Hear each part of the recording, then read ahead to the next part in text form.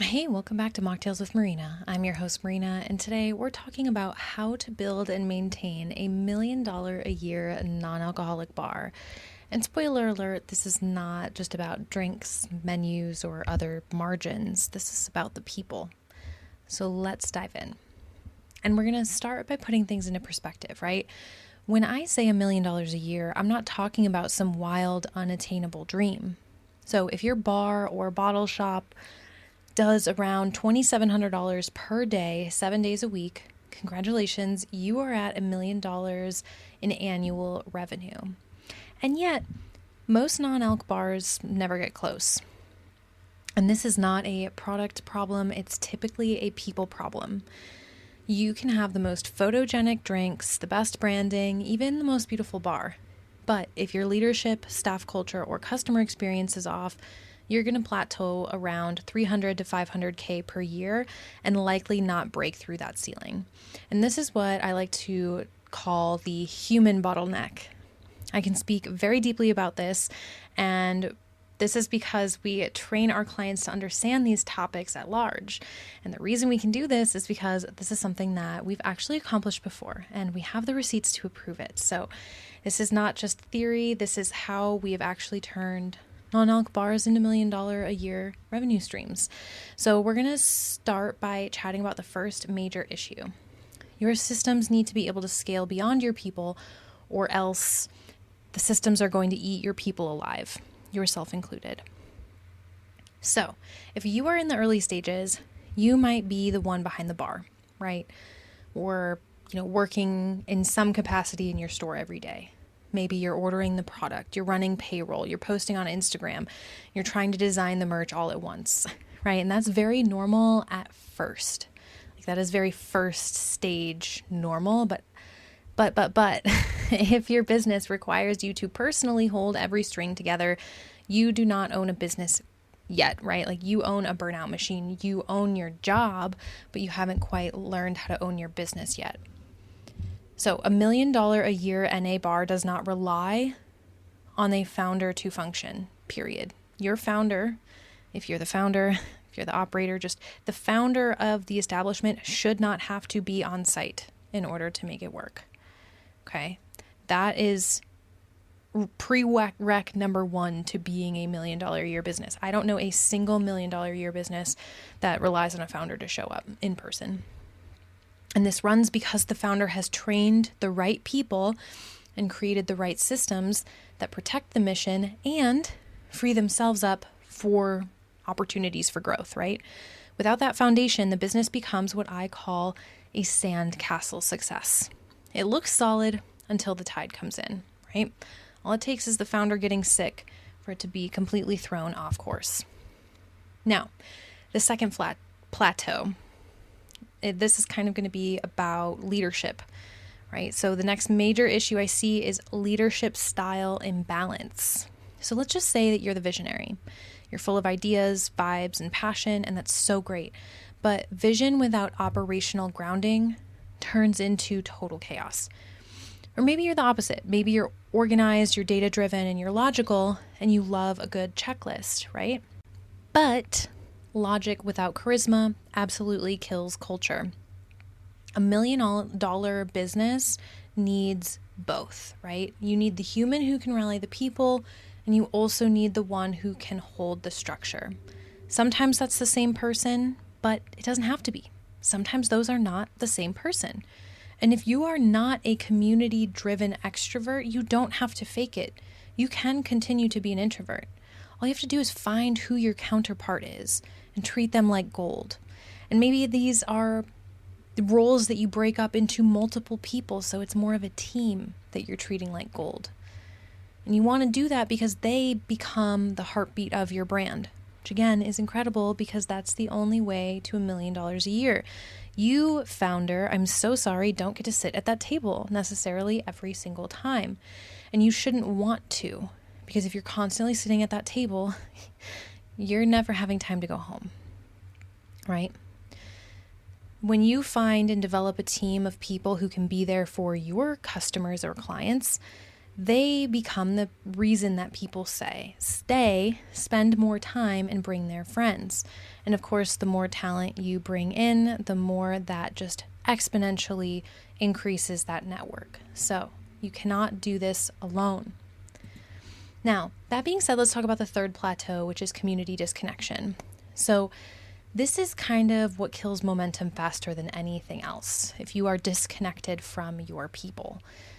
This industry is built on belonging. If your guests don't feel seen, they are going to drift. Like if they don't feel special, if they don't feel seen, if they don't feel like you are creating something just for them, they're not going to understand why they need to keep specifically coming back to you and why you would be the best.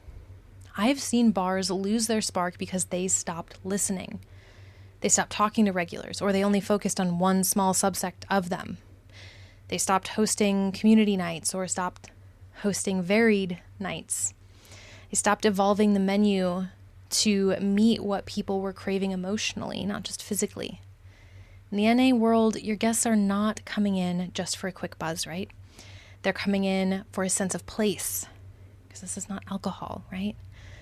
They're looking for peace, laughter, belonging, and a shared identity. So if you want to hit $1 million a year, you've got to stop being just a beverage provider and start being a lifestyle brand. This means your space becomes the default answer to where should we go tonight? It means you're not just selling kava or whatever is specifically on your menu, but you're selling the feeling of being a part of something bigger, right? And speaking of bigger, that brings us to our next plateau, which is lacking the systems to actually scale to that $1 million a year, right? So let's zoom out from the heart and talk about the structure. Once you've nailed your people and your purpose, the next ceiling is going to be your systems. If you're still managing your entire operation through text threads, notebooks, or 100 Google Docs, I love you, but it is time to grow up. A 7-figure operation requires systems that make your people's jobs easier, not harder. That means consistent training and onboarding, standard operating procedures that actually get followed, automated inventory and order tracking, scheduling tools that sync with payroll, and communication channels that do not cause chaos. Technology should serve the human flow, not replace it. This is the delicate balance. Too much tech and your culture feels cold. Too little and your team burns out. You want the kind of tech that disappears into the background while your humans shine. That's how you scale without losing soul. Now, one thing I want to mention here, there's a lot of different tech out there. There are a lot of different shiny objects out there, and it can be very easy to not know where to jump, how to jump, which ones to pick.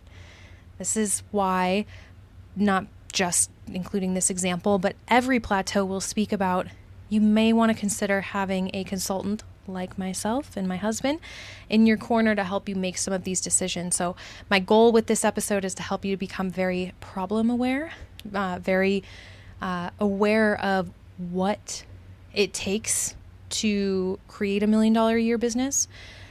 But if you want to dive deep into how to do any of these things, please stick around till the end. We have more information to give, but also send me an email, hello@marinamars.com. Reach out. I'm happy to connect you with the exact right resources that will help you bridge whatever gaps you specifically have. Now, that being said, let's go ahead and chat about the fifth plateau, which is culture debt. So this is one that nobody really likes to admit. Culture debt is what builds up every time you ignore a red flag just because someone's too valuable or just having a rough week. So this is when you're keeping underperforming staff because firing them feels hard. Or when you keep over relying on your A players because they'll always pick up the slack and then you cause them to burn out. This is culture debt, and culture debt is incredibly expensive, and it absolutely compounds. You'll pay for it in turnover, burnout, and low morale long before you ever even notice it in sales, right? So the solution has to be that you lead with honesty and clarity. People need structure. They crave purpose. And they'll work harder than you could ever pay them if they feel like they're building something that matters. So, If you've got people, systems, and community all working together, what happens next? You start evolving from a bar into a brand ecosystem. Your guests stop coming in for a drink and they start coming in for their fix of life. You become the go-to for social gatherings, wellness conversations, live music, creative meetups, business networking, morning coffee rituals, late night peace, and so much more. And the beautiful part is that when you're listening in and tuning in long enough, your community will tell you exactly what they want and need next. So that's when you expand into retail or private events or your own product line. That's how a local hangout becomes a movement, and it is much easier to become a $1 million brand. So, in order to become a $1 million brand, you also have to become the person who can maintain that level of success, right? Because hitting 1 million is one thing. A lot of people can do it once, but how do you hit it consistently? How do you keep it? That is an entirely different story, right? Should be honestly its own separate podcast episode. But for the sake of wrapping this up, maintenance means that you have to stay in the room, this maintenance mindset. So not physically, but emotionally, energetically, and intentionally. Your role as leader shifts from doing, once you've hit that mill a year, to developing, right? So from managing people to mentoring them. Very different. You should be spending more time refining the vision, nurturing key players, and listening for what the market is asking for next. You do not just set it and forget it. You set up the systems, you set up the operation dashboard to give you the visual on everything so you can create very intelligent decisions and intelligent and well-researched offers to help you expand. But it's incredibly important that you are taking care of your people in a different way. It's not a manager. You are not a manager. You are a developer. So you'll know that you're maturing as a business when problems stop feeling like fires and start feeling more like feedback. At the end of the day, $1 million non-alc bars are not built by people who are chasing trends. They're built by people who simply care deeply about connection and who back that care with structure. If you're listening right now and thinking, okay, I'm ready to build this, I'm ready to do it the right way, then I absolutely want to help you. So head to marinamars.com/contact and fill out the quick form. Tell me a little bit about your business and I'll send you personalized recommendations to help you grow sustainably, whether that's through systems, staffing, or scaling. Because if there's one thing I've learned after consulting across this industry, it's this. You cannot automate human connection, but you can build systems that protect it. And when you do, the million follows. So that's all for today's episode. If this helped you see your business differently, share it with a fellow founder or your leadership team and start the conversation. Because the future of nightlife is absolutely already here and it's being built by people just like you. Visit marinamars.com/contact and fill out that form to learn more about these topics. And like I mentioned, we're going to send you those personalized recommendations. So until next time, bula. And if you need anything, just let me know.